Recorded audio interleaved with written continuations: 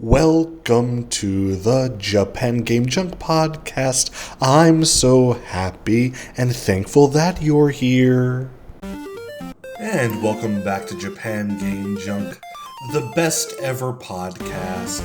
And now I want to go over a bit about how to buy and collect for one of the most beloved video game systems in the world, and that is the last system released by the Sega Corporation, being the Sega Dreamcast, originally called in production the Katana, until it was released later on as the Dreamcast. To the point where I remember that people loved the name Katana so much that when Dreamcast was announced shortly before it was actually released, there were places you could go online to print out these Katana logos that you could print them and then tape them or glue them onto your Dreamcast because they liked the name Katana more than Dreamcast. But now, of course, people are very reminiscent and wistful for the Dreamcast name. So, with that, let's go into a bit about this system itself. Now, in Japan, I have bought a few of these in the past. The one that I have that's the most valuable is the Hello Kitty Dreamcast. This is one that has, there are two variants, a blue and a pink, both about equally rare. Although I do see the pink more than the blue, I do have the blue. And they're basically a Dreamcast with a shell that is translucent in color, with a Hello Kitty on a logo on the Dreamcast there on the top. And it includes also a matching controller and keyboard. I believe even a mouse. I bought mine without a mouse, but it might have come with a mouse. I don't recall how they were new, but I bought mine very cheaply. Also, two other Dreamcasts. One I got because I don't want to play on the Hello Kitty one, so much because it's rare. Another one that I got for 3,000 yen, system only, and another one that was 1,000 yen, system only.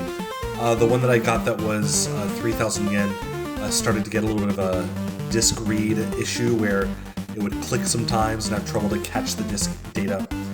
And then the 1,000 yen one I got because I found it discolored yet, working well enough. And that's the one I use most of the time now, if I play on my Dreamcast. So anyway, it is indeed not so expensive to find Dreamcasts in Japan. However, that is for the main unit itself. The controller and the main unit you can find fairly cheaply. I'd say that at hard-offs or other used stores, you can find units themselves that work with no accessories, just the main unit, for about 3,000 yen typically. And if you find them over that price, I'd say that's fair enough to pay. No need to keep looking around. And you can find controllers usually for about 1,000 yen. Now, the big issue is that now, as opposed to how it was years ago, to find the specialized AV cable or VGA out cable or whatever, that's going to be more difficult. So it just uses a standard, figure of 8 power adapter, so that's not too tough. But the AV out cables or other cables are more difficult to find. The easiest way just to get these, rather than to look to find a used one, is just get a generic brand off AliExpress for maybe they're about 500 or 600 yen for a Dreamcast AV cable. Although I prefer to use the VGA out box. But honestly, now to find an official Dreamcast cable to connect to your TV would be almost as expensive as to find a third-party HDMI adapter for Dreamcast. And as Dreamcast does have a VGA native output, unlike many systems which weren't designed for HD quality, Dreamcast indeed is more compatible with modern TVs in that sense. So it doesn't look so bad if you use the HDMI aftermarket adapter as opposed to if you do it for like your Famicom or whatever. Anyway, the system itself is not too difficult to find. Pretty much every used store that has a good stock of games will have them. And typically for a complete set, they're between 5,000 and 8,000 yen. I'd say getting close to 5,000 yen is a good sweet spot for including all cables and the controller, for example. Usually you want to get a visual memory unit as well, the memory pack, and that is usually cheaply available. I usually find them for about 500 yen or less at hard-off stores. Now, if you want to get a specialized one, the Hello Kitty ones I've mentioned, and there's also one called, Regulation 7? It's a black one that's kind of weird.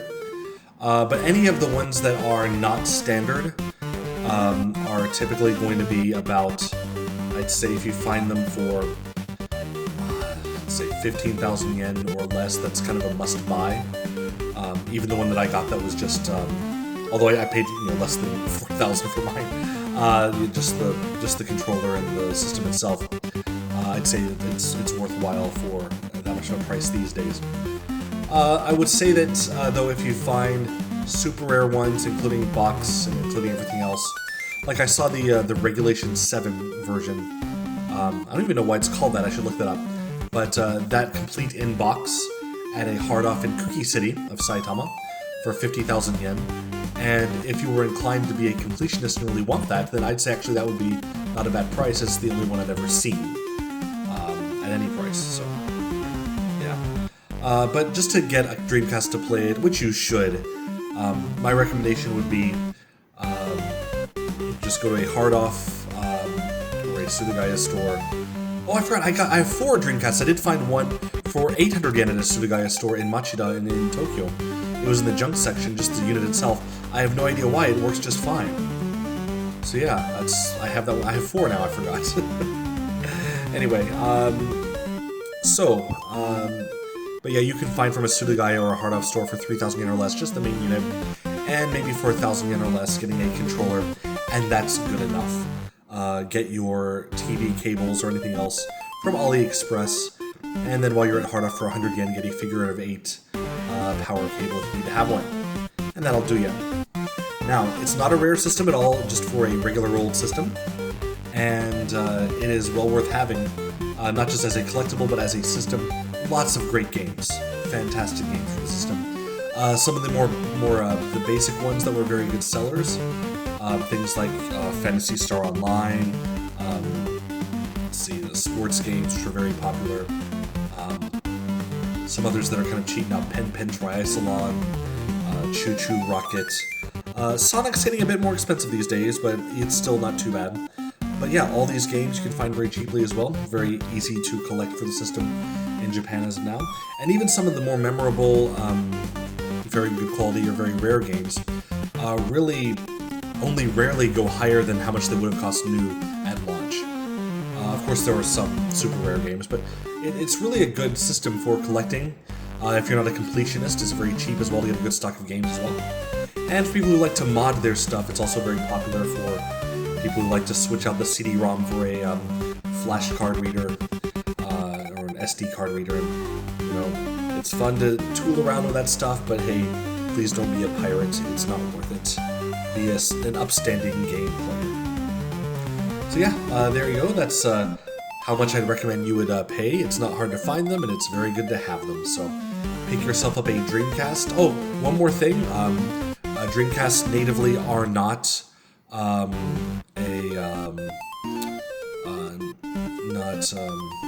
region free.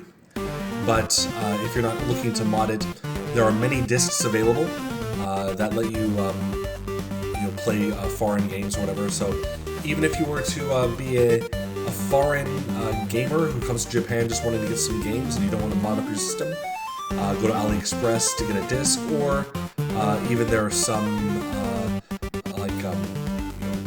cheat discs or demo discs and things like that, which for some reason unlock the region-free capabilities. Just look that up online before you buy one. But yeah, great system, great games, not a bad price. Go get it. Sega Dreamcast. And when you turn it on, it'll go bop, bop, bop, bop, wah, wah, wah, wah, wah, with a bouncing ball and a spiral that shows up. And it'll make you happy. And you make me happy because you listen to this. Thank you so much. Goodbye to you.